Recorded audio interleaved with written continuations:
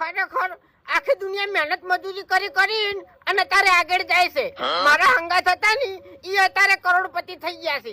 તો મારું બેટું મને ચી વાતનું અભિમાન છે. હું કેમ કોઈ મજૂરી કરતો નહીં.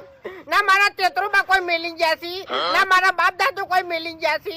તો હું કેમ મજૂરી કરતો નહીં. વાત તો સહી હે. ચોક મારું બેટું ભિખારી બનવાનો સંકેત તો નહીં ના રહ્યો.